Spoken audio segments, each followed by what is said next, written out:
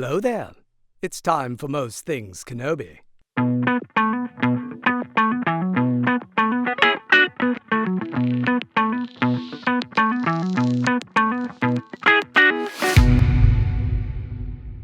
Hello, everyone. Welcome to another episode of Most Things Kenobi, a podcast about Obi-Wan Kenobi and all things Star Wars. I'm your host, Leanne.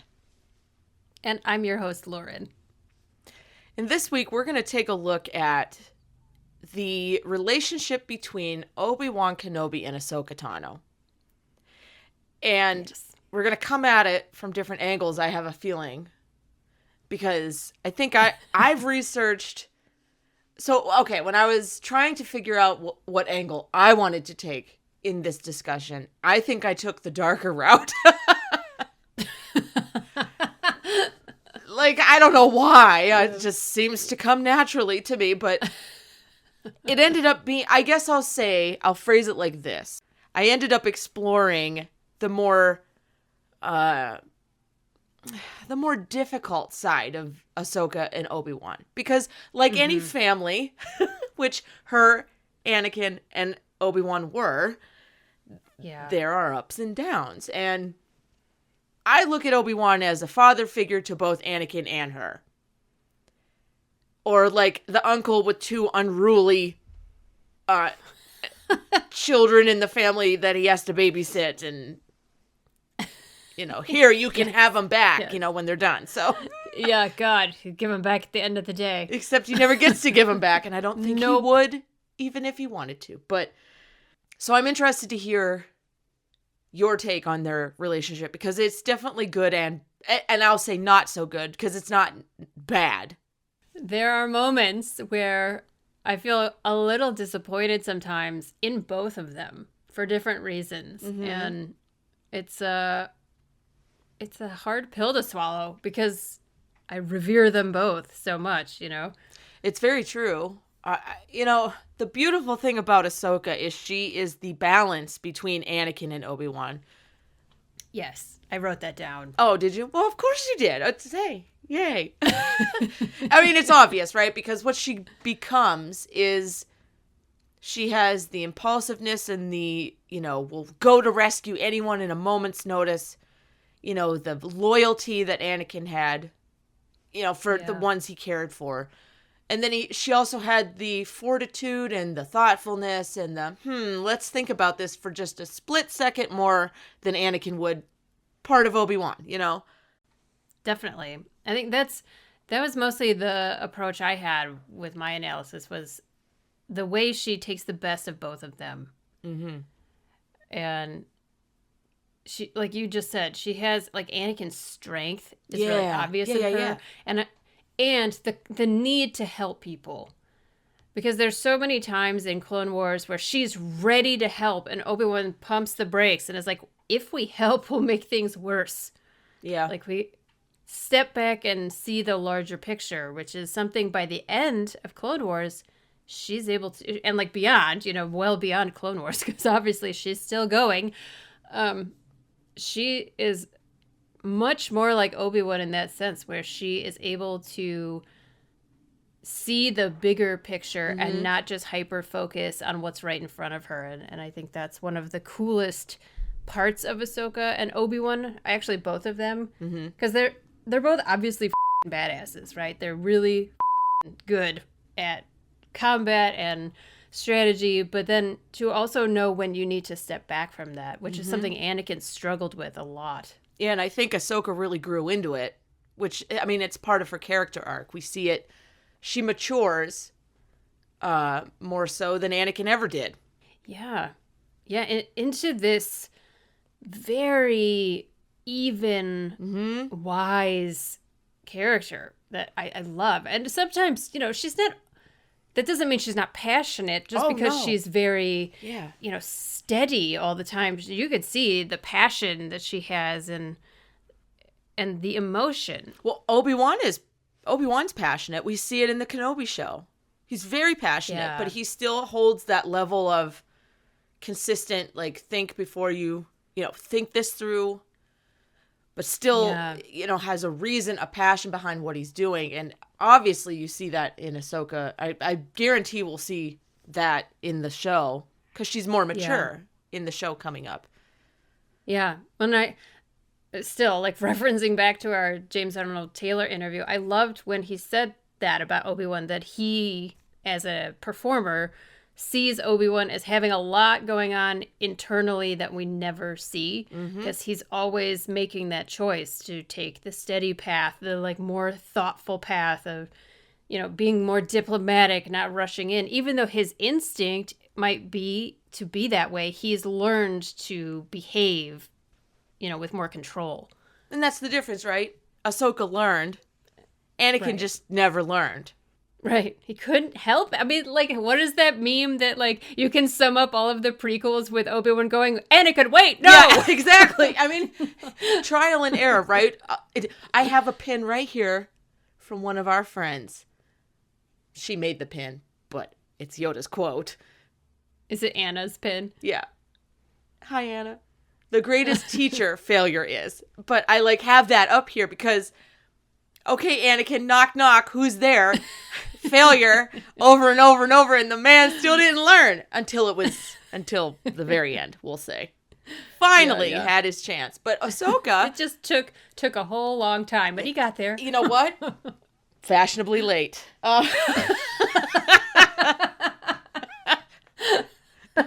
But Ahsoka, in all of her wiseness, the wisdom she gained from a young age, watching a mess and a hotter mess as her two teachers, she said, I'm going to pick from this assortment of mess and take the best of both worlds. And she did. And there are a lot of really nice moments between Obi-Wan and Ahsoka in this. But I did notice, and when I say in this, I mean Clone Wars, because obviously that's it. Right. That's the only time we see Obi-Wan and Ahsoka, because the Obi-Wan show did not bring Ahsoka into it at all. They could have, but we've covered that. Yeah. I do notice that, and maybe it's in a stark contrast to Anakin, because it's such a stark contrast, that Obi-Wan keeps Ahsoka a little bit at arm's length, whereas her and Anakin are like brother and sister. But if you take the Kadavo arc, Anakin keeps her out of his past with slavery and where he came from, and it's Obi-Wan who has to talk to her, and let her in. So, and she turns to him when Anakin pushes her away. She turns to Obi-Wan specifically, and Obi-Wan is able to inform her without disrespecting Anakin's privacy. He tells her just enough so she gets it. Yeah, and she knows that she can go to Obi-Wan for that, which I think is great, because to be a good leader, you have to have trust. And I think that's one of the things that Obi-Wan has effortlessly with his clones, his Padawan, his former Padawan, whatever labels you want to put on these. I mean, he just, people trust him because he's steady, he's consistent. I mean, you can say a lot of things about Obi-Wan, but you can't say he's not consistent. That's true. He's very consistent. Yes. So he also leads by example. I think he doesn't ask of others what he wouldn't do himself. And I think that's why we see so much loyalty from Cody. And it's easy to forget too that Obi-Wan is obviously, he's a Jedi Master, but if you look at his relationship with everyone, including Anakin and Ahsoka in the Grand Army, he's everyone's commanding officer. He is. He's the leader of the 7th Sky Corps, which is, the 501st is part of that. So Obi-Wan is actually the Grand General of multiple legions. That's kind of hot. Right? It doesn't seem like it, because he's just so friendly and, not imposing. Handles it casually. Yes. I don't know. He's just a Yes, but you're right. He does. I mean, there's an example of someone not letting a title go to his head. He's just, Obi-Wan. I can go to Obi-Wan for this, Yeah. He can be both things. Yeah. Right? Like, he can be the diplomatic Jedi Master with status, or he could just be someone you can trust and, like, turn to in a moment. And I think Ahsoka is actually that way also. Mm-hmm. Because she's kind of aloof in Rebels. And Mando. Yeah. Yeah. She's not letting anyone, even Grogu, she doesn't want to trade him. I don't blame her. Look at what the happened. And that's what I want to talk about. I actually want to talk about Ahsoka leaving the Order and Obi-Wan's involvement in it. Because it's at the very end of what we've seen as far as their relationship. And Anakin during this arc does Anakin things during this arc. His character is exactly the same through the whole. He still rushes to her aid, wants to be her friend, come talk to me. This isn't right. And you guys are, you set this up as a formality for the trial and all this stuff. He's like hot-headed and passionate and on Ahsoka's side and wants to see facts and all this stuff. And Obi-Wan is surprising in that he's caught in a hard spot. Right. He's all of these titles we just talked about, and he's on the council, and he knows it, but he knows Ahsoka as well. He doesn't argue against what Anakin's saying either, and he never says anything about Ahsoka during her trial, in the Order, when the Order is, before she goes before the Chancellor. He's mysteriously quiet, and then he defends her in private, and he gets voted down. And I think he should have said something in front of everyone when he had the chance, when Anakin kind of stepped up and said, hey, wait a second, you already have your minds made up, or whatever the dialogue is. Of all people, he could have had the most clout. Thank you. Yes. And so it's this thing where Obi-Wan is consistent. Love him or hate him for it. He's going to play by that code. He's going to play by the rules, even if he knows in his heart, like, this probably isn't Ahsoka. Anakin's probably right, and maybe we shouldn't make a harsh decision, but he doesn't say anything until, like, afterwards when they're kind of talking amongst themselves. And then I love, on the flip side, all of this happens, right? And then we get to season 7, and they have their interaction in the hallway there where he's like, we got to go get the Chancellor, and he's been captured by Grievous or whatever. And she kind of spats with him like, oh, political, you're going political again, is essentially. Yep. Always the Chancellor. Yeah. And it's like the clouds have finally dissipated from her eyes. Yeah. And it hasn't from them. And these are her old, like, she went to them for advice. She went to them to confide in, for assistance, for wayfinding, if you will. And now she's on the other side, like, I don't know. It's very interesting because Obi-Wan says, that's not fair. When she's accusing him of going to get Palpatine and doing political stuff. And she's like, I'm not trying to be. They weren't fair to her during the trial. Yeah. Yeah, that was, I don't know if ironic is the right word for Obi-Wan being like, that's not fair. It's like, okay, bro. Well, I wonder if they wrote it in there on purpose because everyone knows. Probably. Oh my gosh. And so this is the complication of Ahsoka and Obi-Wan, because at the end of the day, Obi-Wan is still like master, teacher, commander, general, whatever. And he's still like 2 or 3 levels above Ahsoka no matter what. Yeah. And he really can't put personal... I also think, to go with that, like Satine taught him, you can't put personal above your duty. Because like I feel like he did that to try and save her, and the galaxy slapped him down really hard. She was killed. Yes. So now after that, he has that conversation with Anakin about, it's during that Rush Clovis thing that happens in the Right. season 6, the like lost missions or whatever. Yeah. And he says, your feelings are normal, but you really have got to be careful about putting your emotion first. And it's like, because they can be used against you to harm the people you care about.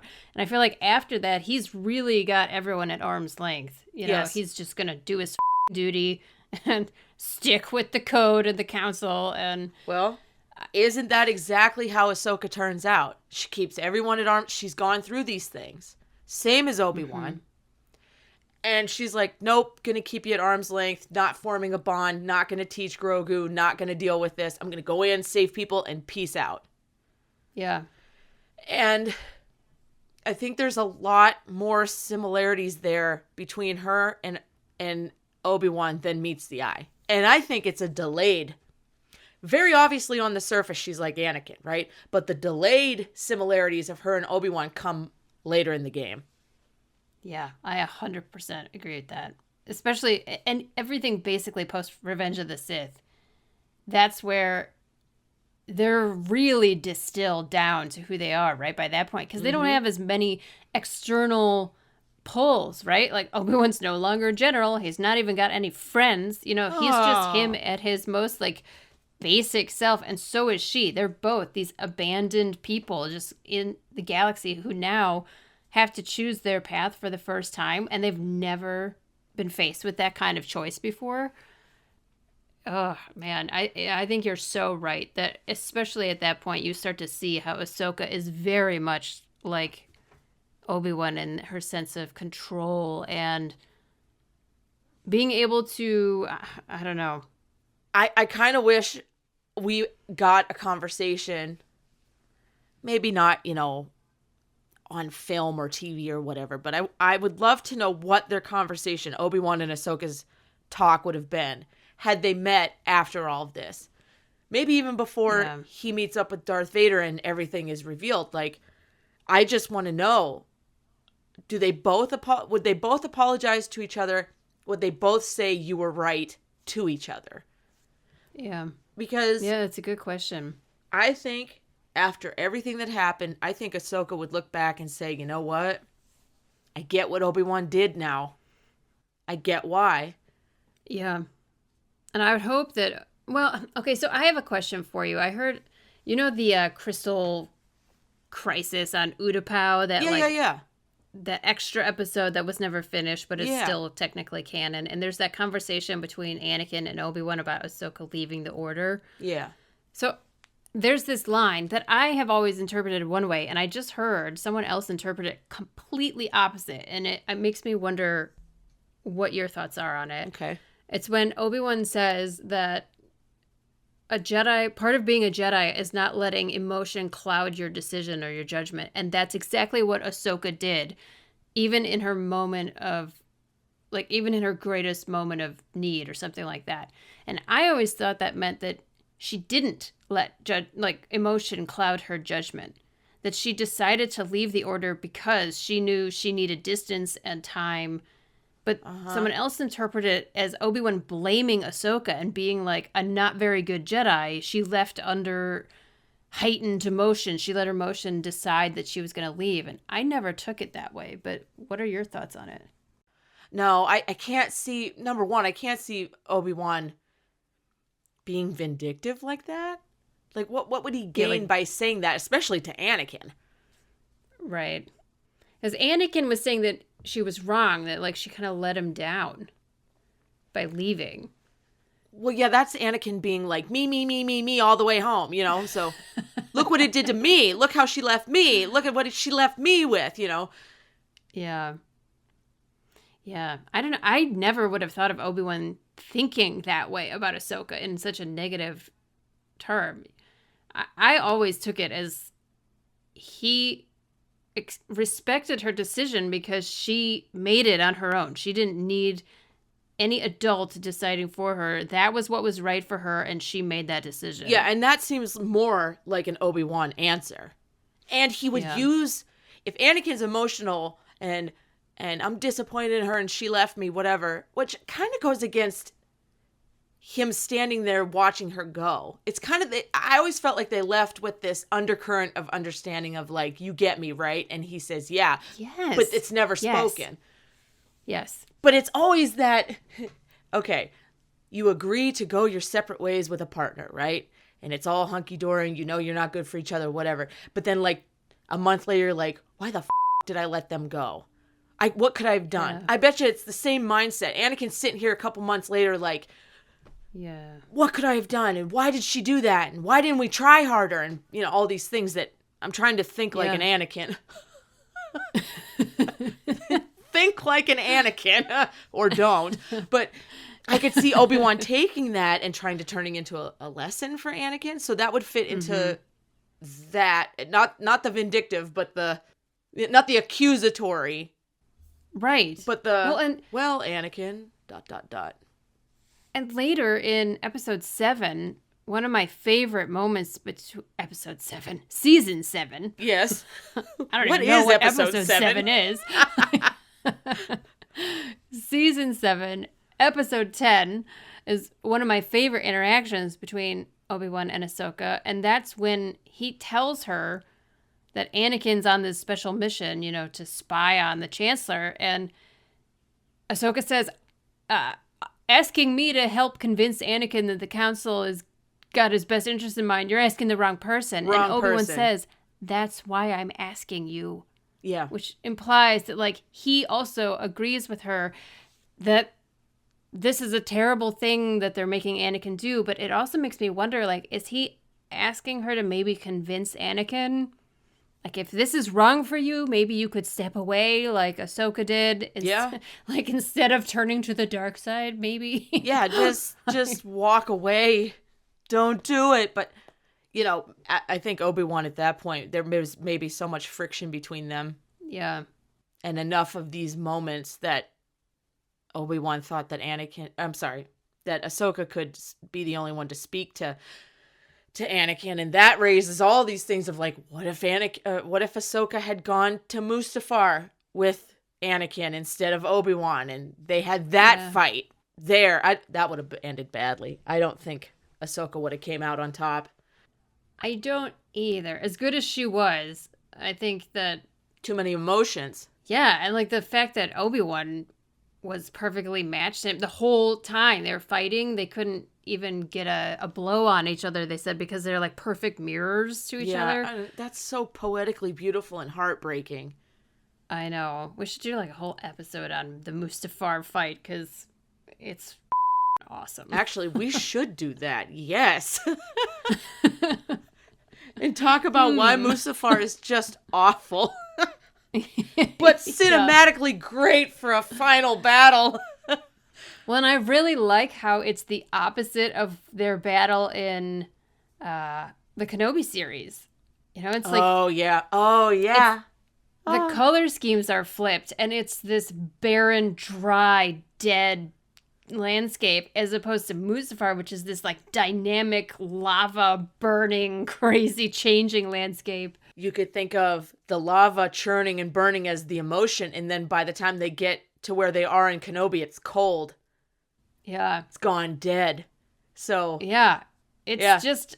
I know some people didn't like that environment, but I really thought it was a really nice symbol of what was going on in their internal landscape. It had to be that dramatic. It had to be. Of course it did. It just had to be. When we're talking about a Skywalker and a Kenobi, it has to be drama, please. Has to be. Anyway. We're off on a tangent now, but basically what I'm saying is I don't think Ahsoka would have made it out of Mustafar. And I think it's because you got two emotional people. Now, when she battles Vader in Rebels, she's grown. She's had that distance. She's done all that, you know. Yeah. Much different. Yeah. Plus, there's all that, you know, in between worlds business that nobody knows anything about. So, God, I know. Whatever. I know. It's, I'm confused. Yeah. So, we were supposed to pick favorite moments, right? Yeah. Well, mine is, I told you mine already, one of my favorites. And it's just such a... Oh, you did? It's just such a small moment. my moment takes place on Mortis. And it's just the tiny moment where Ahsoka's fixing the ship and Anakin's gone off to be evil. And she's fixing the ship or whatever. And Obi-Wan comes back and hands her a cup of calf. And it's, she has those goggles, the working goggles. And she looks so in this she scene. really does. And I kind of like mechanic Ahsoka, but it's just such a nice, like, homey thing. Like, here, I know you've been working. Have a sip of this. It'll warm you up. It's the sharing. He knows her needs. He's aware. He's, emotionally intelligent enough to see, like, perhaps she's distressed. Here's a cup of something. And I like that about Obi-Wan. His care level is more subtle than, like, Anakin swooping in and being like, do you need a hug or something, Do you need me to force choke hug on you? Force hug you. I don't know. I just think it's a sweet moment. It's not a very big moment, but it's a sweet moment, and I've always liked it. It was such a little touch that they didn't have to add. Yeah, one of mine is actually from the same arc, because there's a lot of, because Anakin's off doing his, like, tormented, yes, dark side thing. Yes. So Obi-Wan and Ahsoka are more together in that arc than in other ones. But I love the moment where the father is making Anakin choose between Obi-Wan and Ahsoka, and Obi-Wan says, save Ahsoka. Like, he's so selfless that he's like, don't even question it. Like, just save your Padawan. Yeah. I loved that. It's like one line and that's it, but I loved that. He's so unassuming with how, like, vital he is, though. Obi-Wan? Yeah. Yeah, I know. He doesn't even think about it. But in that moment even, he's the one who gets through Anakin's emotional state and says, like, the planet is the Force. Like, use that. Yes. If you're not going to make a choice, here's what you could possibly do. And I also wonder if he says, like, save Ahsoka, because that would be harder for him to lose his Padawan than to lose his master. I don't know. And then he does anyway. Oh. Star Wars is pain. That's awful. Do you have another moment? I do. I have one that's super random, kind of. And it's from an arc I hardly ever watch, because it's just kind of one of those devastating arcs where at the end it's just really sad. The Onderon arc. Oh, yeah. Oh. Yeah. Yeah, because Stila and Saw Gerrera. Yeah. So I like, there's this moment where Stila and Saw and all their, I don't know if they're insurgents or partisans or whatever they're calling themselves at this point in time, but they go through the city and start kind of making a show of force, and then they all regroup and come back while the Jedi are just kind of observing while the soldiers are doing this, and they all come back and regroup.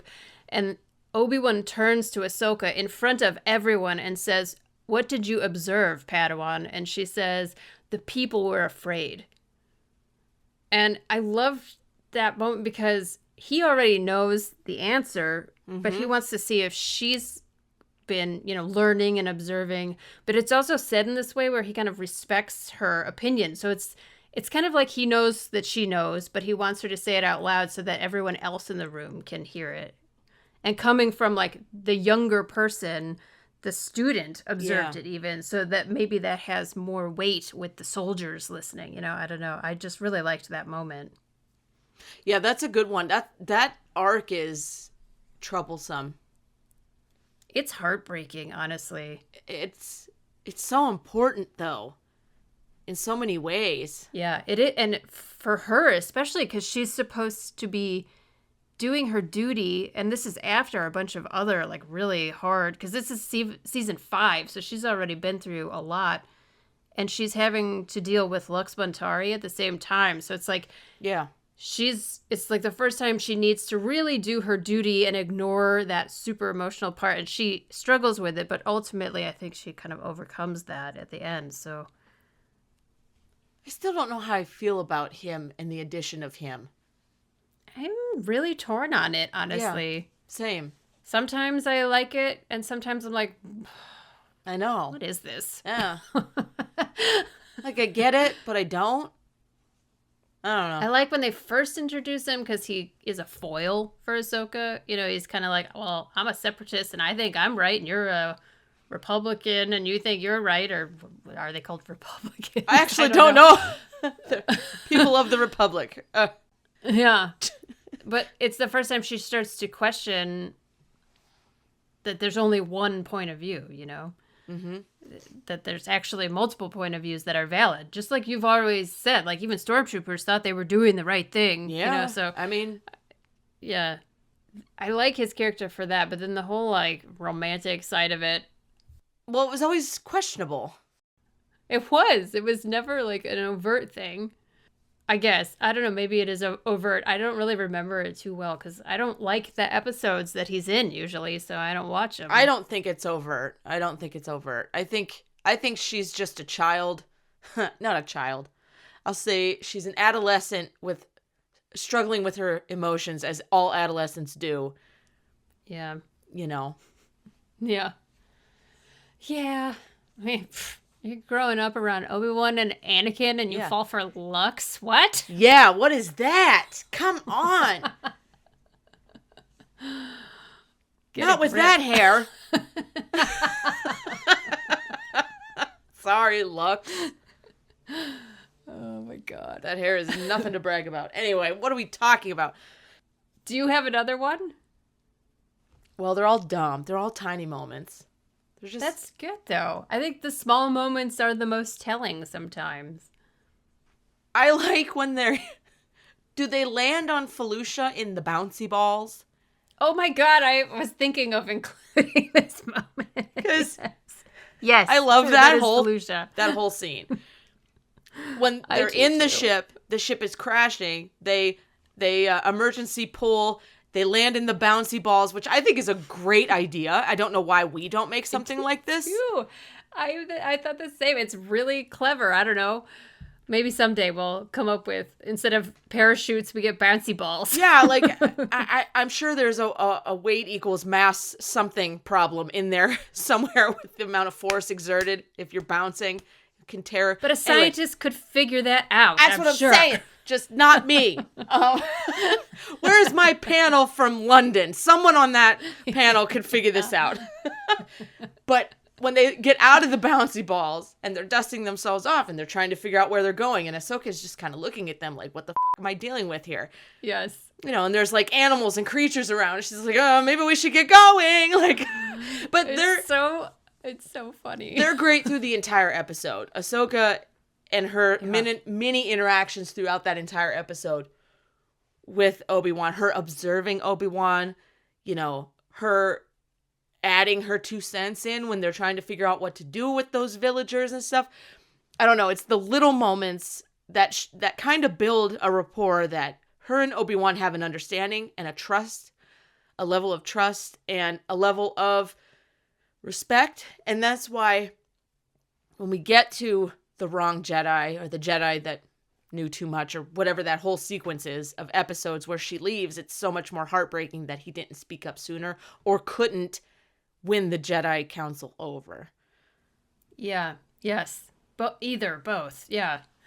I know it's actually a really heartbreaking relationship arc that you think I've had people describe relationships that fall apart in this way, and I think it's actually really smart. It's like you're putting deposits in the bank, and then the day you need all the money, there's no money in there. Oh, that's good. It's just like, oh, I thought we were building something, and then when I needed it, it's not there. That's really good. Right? It That's just really was sad.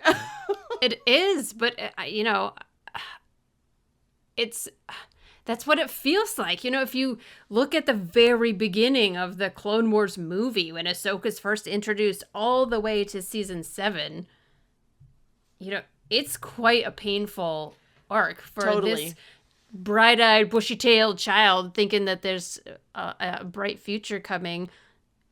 It's that thing where if you knew your end, maybe you wouldn't even begin, you know? Yeah, but I'm glad hard. we don't know, because the journey is what makes the end.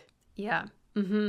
is what makes the end fill in the blank however you want. Worthwhile, worth it, meaningful, whatever. It's the importance of living in the moment, right? Because if you're worrying about the future or reminiscing on the past, you could be in a really dark place. It's always safest to be in the here and now. Yes. And that's a great moment, though.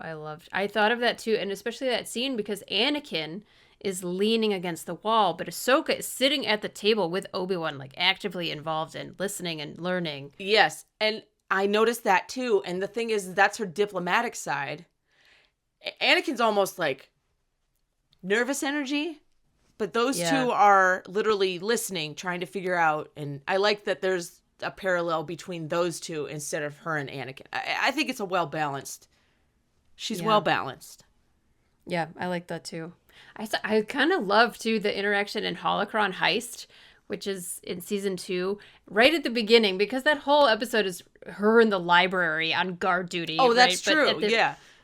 At the beginning, it's because she doesn't listen to Obi-Wan, and he's actually yelling at her over the comlink saying, you're putting your troops at risk, It's true. and you will get on this ship. Yeah, and she needs like 5 more minutes or something. We can do this or whatever. Yeah. And it's his first lesson to her of you're not looking at the bigger picture. You're looking at what's right in front of you, and you're not seeing that there is more at play. And I like it because it's so like Obi-Wan in angry dad mode. It is. Trust the adult. He knows more than you do, kid. I've been through it. And that's the thing with the commander. The commander is looking at everything, and Ahsoka only sees this much of a much larger. Yeah, you gotta trust your general for that. Yeah.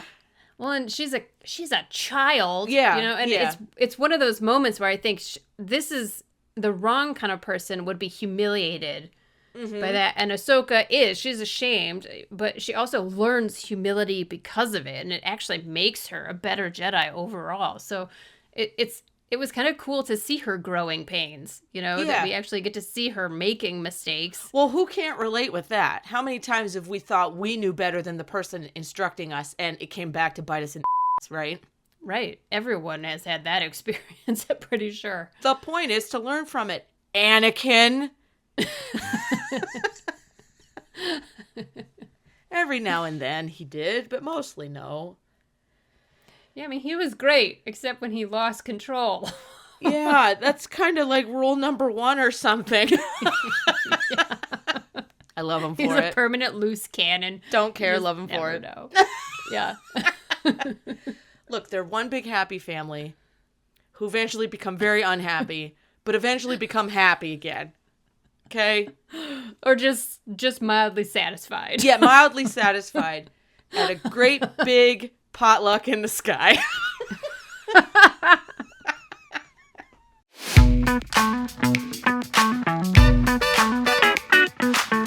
Join us back here next week. We're going to change subjects to something a little more serious.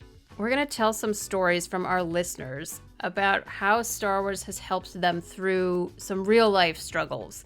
And most of these are probably going to be anonymous just to respect people's privacy. And obviously, we're not going to talk about them without people's permission. We have permission.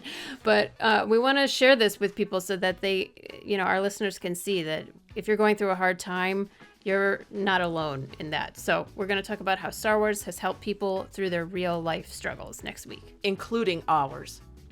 Yes. Yes. Well, thank you so much for joining us here on the Most Things Kenobi podcast. We appreciate every single one of our patrons and are grateful for your support. If you'd like to support the podcast and become a patron, head over to Most Things Kenobi Patreon. As always, you can follow us on Tumblr, Twitter, Instagram, and YouTube. And don't forget to subscribe on your favorite podcast player. If you enjoy our podcast, feel free to rate us on Spotify and Apple. And if you need just one place to find all of these, head over to mostthingskenobi.com. So until next time, my space twin, may the Force be with you. Always.